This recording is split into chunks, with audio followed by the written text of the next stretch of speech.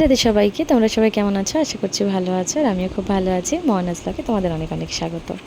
আজকের দিনটা একটু বিশেষ দিন, এই জন্য সকাল সকালই ঘুম থেকে উঠে পড়েছি।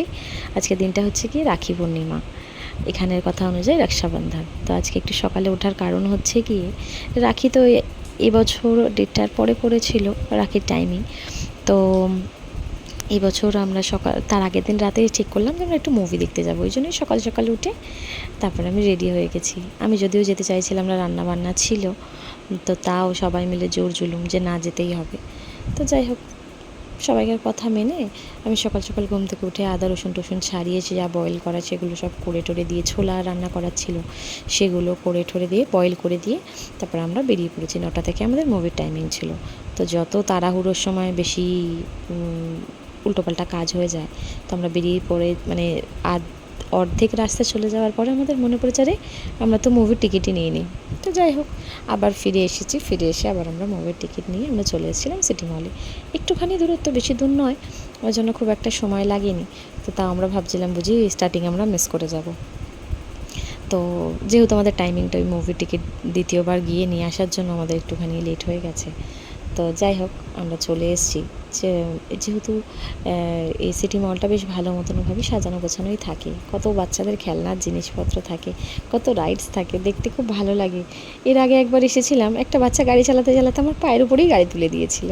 তো যাই হোক, তো এইসব দেখতে দেখতে আমরা মুভি দেখতে গেছিলাম। মানে ততক্ষণে আমরা ভেতরে চলে এসেছিলাম। আমরা মুভি দেখতে এসেছিলাম হচ্ছে গিয়ে স্ত্রী 2। তো প্রথমে না আমি জানতাম না আমি কী মুভি দেখতে যাচ্ছি, সেটাই আমি জানতাম না। তারপরে গিয়ে দেখে ভাবছিলাম যে এ তো হরর মুভি, কেন আমাকে আনা হলো, না দেখলেই ভালো হতো। আমি যেহেতু বাড়িতে একা একা থাকি, ওই জন্য আমি হরর মুভিটা একটু অ্যাভয়েডই করি এখানে। তো যাই হোক, মুভিটা বেশ মজাদার ছিল, আর খুব একটা ভয়ের তেমন কিছু ছিল না। তো মুভিটা বেশ ভালোই হয়েছে, বেশ গান ঠানও ভালোই ছিল। তো আমাদের মুভি দেখা কমপ্লিট হয়ে গেছে। মুভি শেষ হয়েছিল 11টা নাগাদ। তো আমরা এখন কিন্তু বাড়ির দিকে রওনা হচ্ছি। তো বাড়ির দিকে রওনা হয়ে গিয়ে আমরা বেসমেন্টে পৌঁছে যাওয়ার পরও তারপর আমরা আবার একবার আমাদের ওপরে আসতে হয়েছিল ম্যাক্সে যাওয়ার জন্য, কয়েকটা কেনাকাটা করার ছিল। কিন্তু আমাদের ম্যাক্সে যাওয়াটা বেকারই হয়েছে, কারণ সেখানে সেই কালারের জিনিস আমরা পাইনি। তো ওই জন্য আমাদের ফেরত টাইমটা ওখানে বেকার ফেরার সময় টাইমটা বেকার ওখানে গেল। এখানে আমরা ওই সবই গল্প করছিলাম, কী নিয়ে আলোচনা করছিলাম আমার মাথা থেকে এখন সেটা ঠিক বেরিয়ে গেছে। তো ওখান থেকে আমাদের আস্তে আস্তে প্রায় 11:30 বেজে গেছিলো। তাও 11:30 বাজলেও আমাদের অতটা দেরি হয়নি, কারণ সবাই তো উপোস ছিল।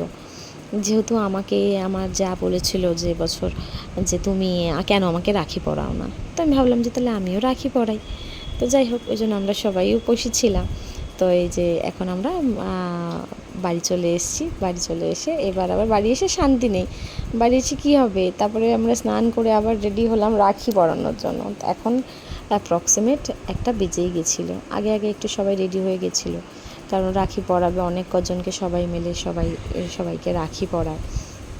তো আমি এই জামাটা পরেছিলাম, এটা আমি আগেই দেখিয়েছিলাম অল্টার করিয়ে আনার পরে। তো এটা হচ্ছে বিভার একটা গাউন, তো সেটাই আমি পরা হয়নি, এটা নতুন। তো এখানে সবাই গল্প করছিল, সবাই কে কোনটা রাখি পরবে সেই নিয়ে আলোচনা করছিল। সবাইকে নিজের পছন্দ অনুযায়ী রাখি সিলেক্ট করছিল। এই যে এটা হচ্ছে আমাদের বড়দি, আর আসামের দিদি তো আসতে পারে না, তো ওই জন্য আসামের দিদির রাখিটা কিন্তু এই দিদি সবাইকে বেঁধে দেয়। ওই জন্য একটু টাইম টেকিং হয়ে যায় যদিও। তো ফার্স্টে বড়দাকে রাখি পরানো হয়েছে, তারপর মেজদাকে, তারপর আয়ুষ, এবং দেন ছোটুকে পরানো হয়েছিল রাখি। তো সব কটা ক্লিপ দিলে অনেকটা বড় হয়ে যেত। তো তারপর আমাদের বাড়ির বড় কন্যা রাখি পরালো ঋষভকে। তো ঋষভ এই যে হাতে যে ব্রেসলেটটা, সেটা আমি আগেই ব্লগে তোমাদের শেয়ার করেছিলাম, এটা ওকে গিফট দিয়েছে।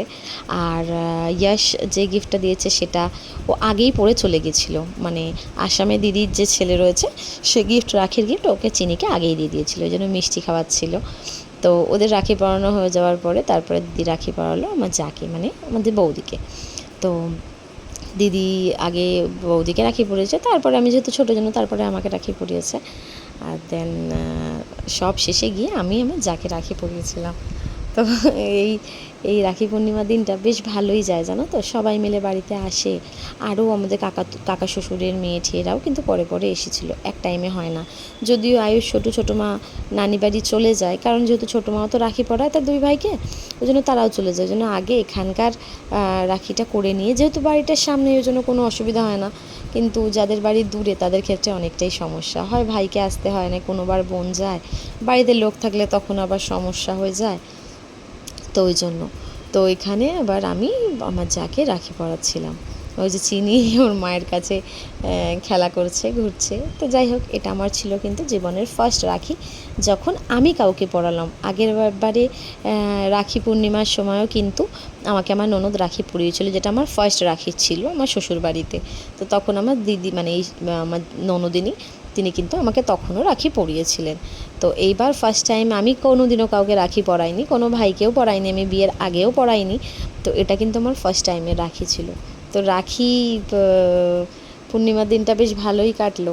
তো এখন কিন্তু বিকেল হয়ে গেছে, মনটা একটু খারাপ করছিলো, কারণ মোটামুটি সবাই চলে গেছিলো, চিনিও চলে গেছিলো, আমার ননদরাও বাড়ি চলে গেছিলো, কারণ তাদেরও ননদরা এসেছিলো। তো যাই হোক, ভিডিওটা ভালো লাগলে লাইক, শেয়ার, কমেন্ট,